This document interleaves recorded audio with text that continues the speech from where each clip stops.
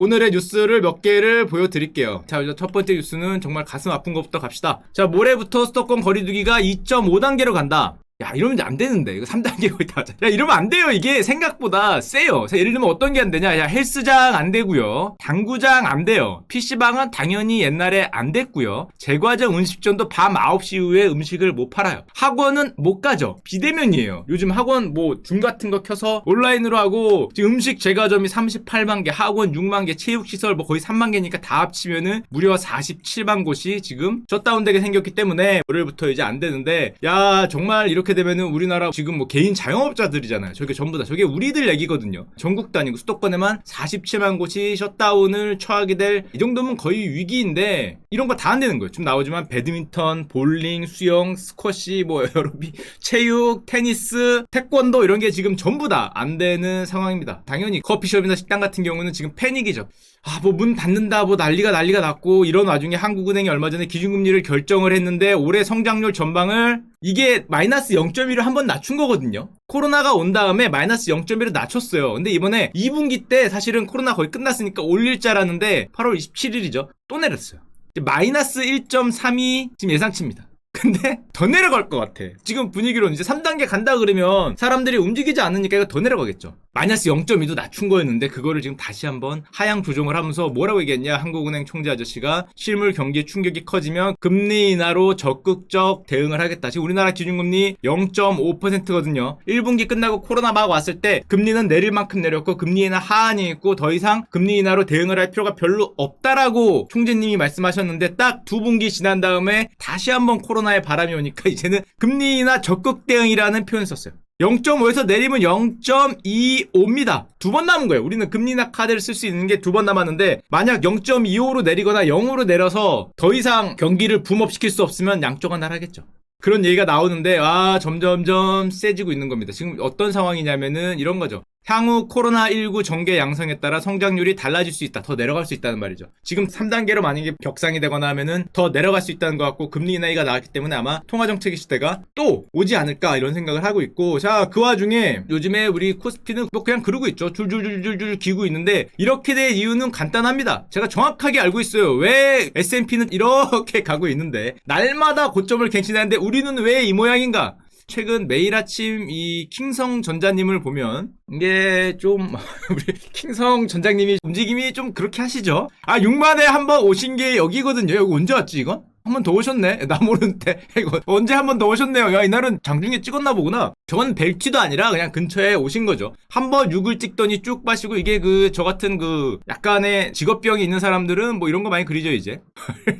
야, 큰일 났다. 뭐 지지선이 무너졌다 뭐 이런 얘기를 아마 분명히 무슨 트레이딩 본부 가면 하고 있을 거예요. 물론 저런 게 뭐 전혀 별다른 의미가 없습니다. 자, 그러면 쭉 보면은 어떻게 돼 있냐면은, 삼성전자가 올라가지 못하면 코스피는 당연히 힘을 못 받죠. 이거 다들 아시는 거지만 삼성전자가 시가총액이 우선주를 합치면은 370조입니다. 2등에서부터 10위까지를 다 합치면은 대충 387조예요. 쌤쌤이야, 쌤쌤. 삼성전자가 우리나라 2등에서 10위까지 다 합치면은 대충 비슷합니다. 대충. 이게 조금 많긴 한데 이 정도면 쌤쌤이에요. 그러니까 2등에서 10위까지가 아무리 쿵짝쿵짝 하면서 올라봐야 1등이 하면은 코스피는 그냥 이러는 거예요. 그렇기 때문에 물론 이것도 뭐 다 합쳐도 뭐 애플 그런 건 당연히 안 되겠지만, 삼성전자의 움직임이 사실은 코스피에 굉장히 크게 좌우가 되고 있고, 만약에 여러분들이 삼성전자의 비중이 좀 낮고 아니면 없고 아래를 많이 들고 있었다, 그러면 요즘에 여러분들 수익 장난 아닐 거예요. 삼성전자가 별로 없고 아래를 많이 들고 있으면은 요즘에 수익 진짜 좋습니다.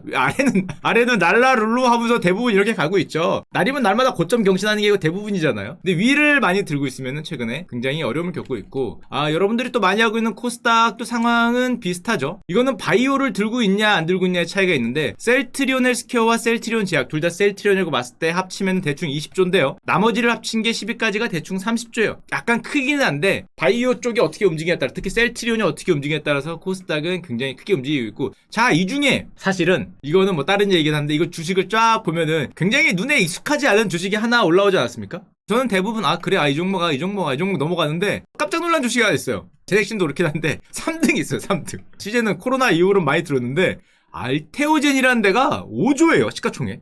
뭐하는 회사인지 아십니까? 뭐하는지. 자, 뭐하는 산지는 모르셔도 그 차트를 보면은 알고 싶으실 거예요. 자, 이게 알테오젠이거든요. 뭐하는 산지 모르셔도 되는데 그 주가가 2만 얼마에 있다가 지금 20만 원을 찍었습니다. 10배죠, 10배. 자, 바이오는 참 대단한 것 같아요. 뭘 하면은 10배일까? 탈모제 아니면은 10배가 힘들지 않을까 생각했는데 야, 10배를 찍었어요. 불과 얼마 전에 얘기했거든요. 여기도 한 4만 원이었어요. 그거 대비해도 5배.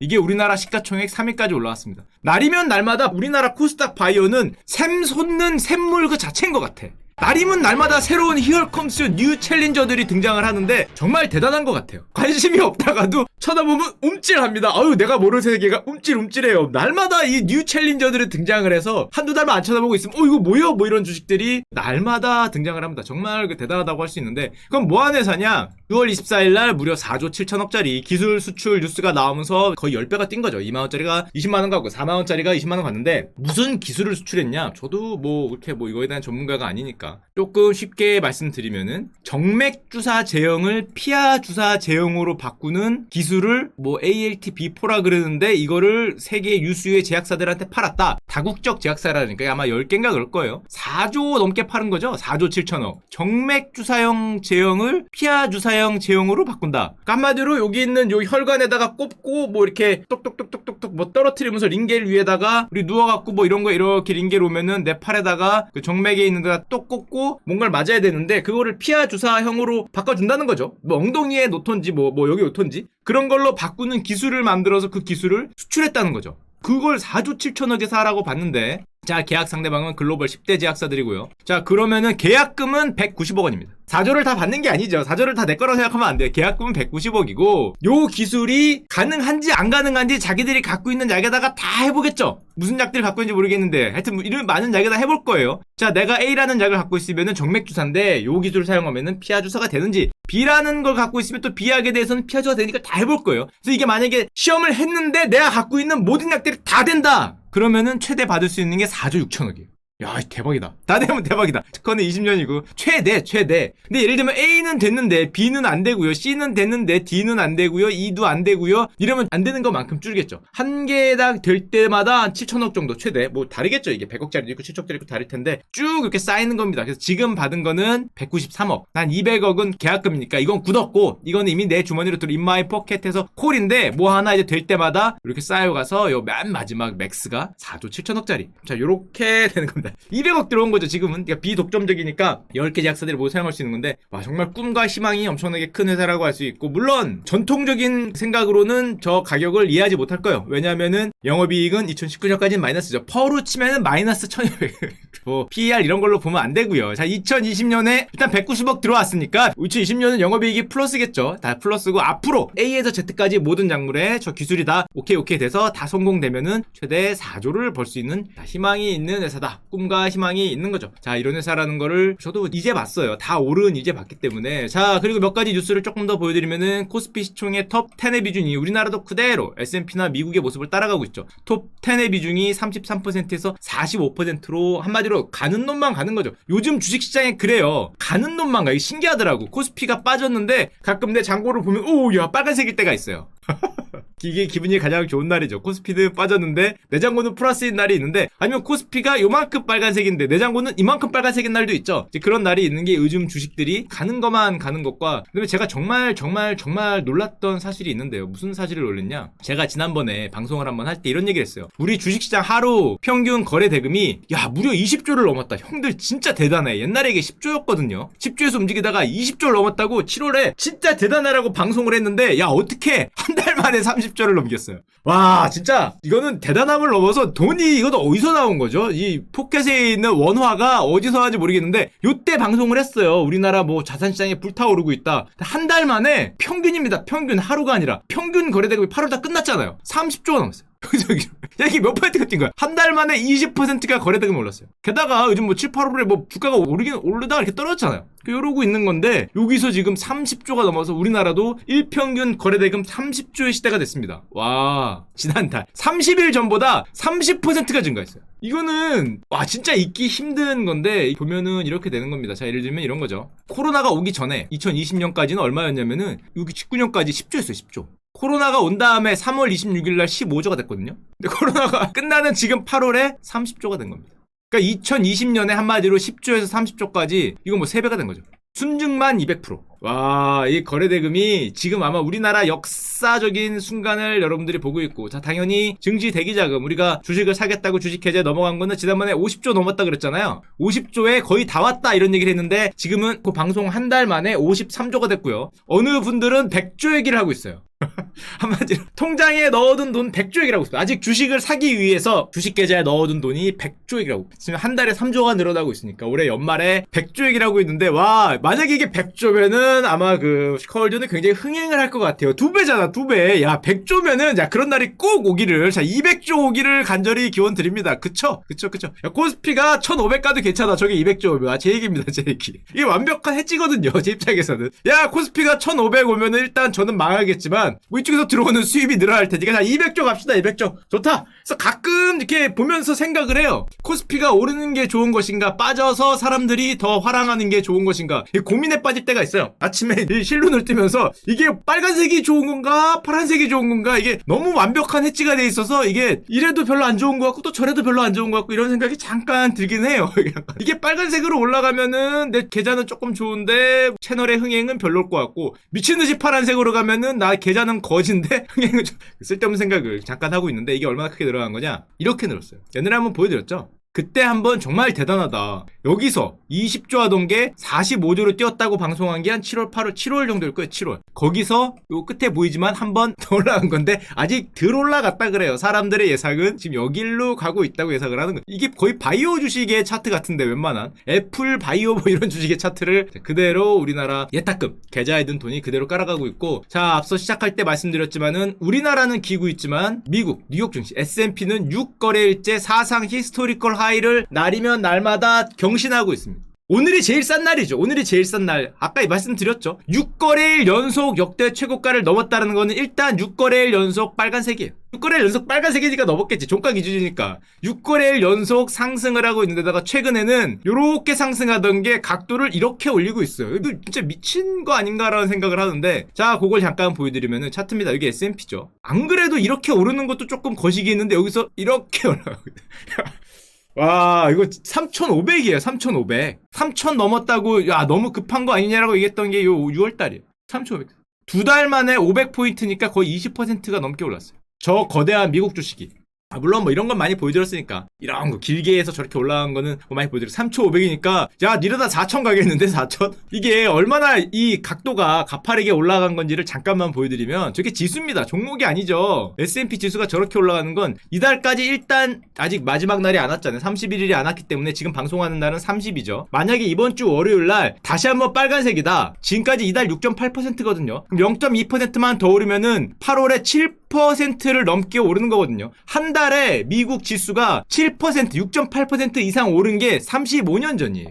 35년 전. 35년 만에 원먼스에 오르는 폭을 경신했어요. 지금이 코로나죠. 코로나에 세상 사람들이 모두 다 죽을 것 같고 경제가 골로 가고 미중이 원투펀치를 날리면서 서로 이빨 하나씩 빠져갖고 무슨 뭐 문을 닫는다는 둥 거래를 안 한다는 둥 그러고 있는데, 35년 만에 한 달 상승률 역대 최고치를 아직은 아니지만 만약에 월요일날 빨간색이면 경신이에요. 와, 이게 정말 대단한 겁니다. 쭉 보면 8월 6.8% 상승했지만 이게 언제냐면 34년 전 1986년 8월 7.1% 상승 이후 최고가요. 만약에 월요일날 0.3% 이상 올랐다, S&P가 만약에 7.1 이상으로 끝났다, 그럼 35년도 아니에요. 이거 40년 50년일 수도 있습니다. 월요일날 어떻게 돼야 따라 다르겠지만, 야, 이 0.3% 이상이면은 정말 대단하다고 할 수밖에 없고. 아, 이 얘기도 있죠. 아베 아저씨가 총리직을 사임하겠다는 게 지난주에 사실은 글로벌하게 가장 큰 뉴스였습니다. 뭐 일본이 워낙에 큰 나라니까 경제적으로 총리직을 사임하겠다고 전격적으로 발표를 했는데, 뭐 궤양성 대장염, 이거 뭐 암이라는 어디서 주소 나오는 그런 글들이 있고 있는데, 일단 오피셜은 궤양성 대장염입니다. 대장암 의심을 한다는 거고, 뭐 핏덩어리를 토했다라는 말이 있는데 저게 진짠가 봤더니 핏덩어리가 아니라 김덩어리다라는 말도 있어요. 그래서 뭐가 맞는지 모르겠습니다. 김을 먹었는데 김이 나와서 김덩어리 수도 있고 핏덩어리 수도 있는데, 하여튼 무슨 덩어리가 나왔긴 나온 모양이에요. 굉장히 차이가 있는데, 근데 그걸 떠나서 아베 아저씨 사진을 최근에 봤는데, 와, 이거는 정말 아프신 것 같은데? 정말 아파 보여서 정말 이게 사람 일이잖아. 그래도 야 그 사람이 아프길 바라면 안 되잖아요. 야 너무 아프신 것 같은데 이 헬스한 그 모습이 화장을 안 해서 그런가? 야 너무 아파 보여. 병자의 모습 아닌가? 병이 뭔가 있긴 있구나라는 거를 생각을 했는데 일본이란 나라가 참 신기한 게 저 아베 아저씨가 이제 은퇴 사임 기자회견을 했는데 문제는 사임 기자회견을 하는 그 직전까지도 자기 측근들한테도 얘기를 안 했답니다. 보면 알겠지만 스가 지금 관방장관인데 지금 아베 아저씨 이후에 유력한 총리 후보인데 하루에 2번씩 만나는데 만날 때마다 별다른 일 없다고 은퇴 얘기를 한마디도 안 했대요. 임기를 마칠 것으로 본다 이렇게 기자회견을 했어요. 심지어 사임 기자회견 3시간 전에도 뭐 달라진 것이 없다 이런 얘기를 했어요. 와, 이 나라는 그 마지막까지 자신의 속마음을 얘기 안 하는 그건 진짜 어떻게 보면 좀 신기한 것 같아요. 우리 같으면은 벌써 막 동네방네 얘기하고 막 자문 구하고 했을 텐데 그거 없이 나 자신 나 혼자 판단하고 겉으로는 전혀 그런 거 없을 것 같이 하다가 딱 그 기자회견에서 갑자기 어느 순간에 그만두겠다 이렇게 얘기를 하는 거죠. 가장 가까운 아소다로 지금 부총리인데 심지어 이랬어요. 총리는 건강해졌으니까 그만두는 일은 없을 것이다. 마지막 그 순간까지 몰랐던 거죠. 이거 전부 다 몰랐는데 일본 정치권에서는 상상도 못했다. 좀 신기한 나라예요. 조금 신기한 나라. 마지막 그 순간까지 저걸 이렇게 얘기를 안 하는데 무슨 뭐 혼내 뭐 이런 표현을 쓰죠. 하여튼 뭐 중요한 거 아니고 자 일단 뭐 아베 아저씨가 그만두니까 우리는 포스트 아베 아저씨를 봐야 되는데 후보군이 일단 4분이라 그래요. 주요 후보군인데 스가 어디서 많이 보신 분이죠. 지금 나이도 가장 많으시 가장 유력하다 그러는데 그 강경 대하는 강경한 자세고 뭐 두 아저씨는 약간 유아적이고 또 이 아저씨 오늘의 잠깐 얘기를 드릴 고노다로 어디서 많이 본 분이잖아요. 우리 눈에 가장 많이 본 분이 고노다로 아저씨인데 한국의 강경 그 자체입니다. 그리고 일본에서도 이다나로 굉장히 유명하다 그러는데 자 이런 걸 하는 거죠. 고노다로 아저씨에 대해서 일본 산케이 신문이 쓴 글인데 모든 걸 갖췄다. 상식만 빼. 야, 이거 제가 쓴 거 아닙니다. 이거 산케이 신문이 쓴 거예요. 모든 걸 갖췄는데 상식이 없다는 건데 워낙에 괴짜기 때문에 이렇게 까도 되나? 국민적 인기가 있고 자신의 주장을 펴는 능력도 있고 정책 능력도 있고 추진력도 있는데 상식이 없다는 거죠. 이 산케이 신문이 이렇게 깠다 그래요. 참고로 저 아저씨가 어디서 많이 들은 것 같지 않습니까? 고노다로 아저씨 이름 어디서 들어봤어요? 그쵸, 고노다마라는 게 있었어요. 형님들은 다 아실 겁니다. 1993년에 일본이 고노다마를 전격적으로 발표를 합니다. 그 전문의 아래 이런 내용이에요. 한마디로 위안소를 설치하거나 위안부 이송에 관해서는 옛날 일본군이 직접 또는 간접적으로 이에 관여했다. 이게 지금 고노다마 전문입니다. 일본 정부가 발표한 거예요. 관여했다라고 인정을 하고 뭐 주로 뭐 업자가 맡았지만은 감원 강압에 의하는 등 본인들의 의사에 반해 모집된 사례가 많았고 위안소에서의 생활은 강제적인 상황에 참혹한 것이었다라고 일본이 고노다마란 걸 발표합니다. 그러면서 지금 한 건 정반대의 어떤 입장이죠. 본인들의 의사에 반해서 행해졌고 한반도가 큰 비중을 차지했고 상처 입은 분들에서 마음으로부터 사과와 반성의 뜻을 밝힌다라고 한 게 고노다마예요. 저거 다음에 한일 관계가 굉장히 좋아졌죠. 사실은 굉장히 좋아졌고 어떻게 해야 되는지 뭐 진작에 검토해야 되고 굳은결을 한번 표현한다라는 이 고노다마를 발표한 게 저분의 아빠예요. 이분이에요. 닮았나요? 아들은 이분이고 아빠요. 고노요에이 전 일본 관방장관이고 아들도 지금 장관을 하는 거죠. 여기는 핏줄 정치 뭐 이런 걸 많이 하니까. 근데 아들은 처음에는 굉장히 아빠 닮아서 친한파로 유명하게 불렸다가 지금은 정반대로 뭐 그러니까 워낙에 가문 정치를 하는 거죠. 정반대의 입장에 있는 겁니다. 이분이 요즘엔 엄청 강한 걸로 유명했어요. 저분의 이름과 얼굴이 우리에게 익숙한 거는 이런 거. 뭐 불러다가 놓고 뭐 무례하다고 계속 말을 일방적으로 쏟는다든지 뭐 러시아하고 뭐 하다가 질문을 뭐 하니까 4번이나 씹는다든지 이런 굉장히 강한 모습을 많이 보여줬거든요. 예를 들면 이런 거 우리나라에서 굉장히 유명했던 사진. 자기 사진을 찍는데 요 옆에다가 한반도 지도를 놓고 사진을 찍는다든지 아니 거기다가 이걸 왜 넣어? 이걸 옆에다가 이걸 넣어서 굉장히 우리한테 참 그 인상을 줬던 분이 사실은 이분이죠. 그래서 옛날에 이 아저씨가 이런 것도 있었어요. 베이징에서 외교 회담 장소에 외교장관이 기다리면서 쭉 있었는데 일본 기자들이 쭉 있고 한국 기자들이 쭉 있고 사진을 막 찍고 있잖아요. 사진을 막 찍을 때 갑자기 이렇게 보더니 한국 기자들한테 가서 이때 한일 불매운동 막 할 때예요. 이렇게 요 카메라 뭐예요? 이러면서 캐논이네. 니콘이네. 야, 이 말을 했어요. 그래서 여기 카메라 기자들이 뭐 한일 불매운동 막 찍다가 거기서 그런 얘기를 했던 게 되게 화제가 됐는데 잠깐 보여드리도록 하겠습니다. 물론 그럼 기자분들이 사실은 그랬어야죠. 안에는 반도체는 한국 거예요. 뭐 이렇게 얘기를 했어야 되는데 이게 되게 그때 화제가 됐거든요.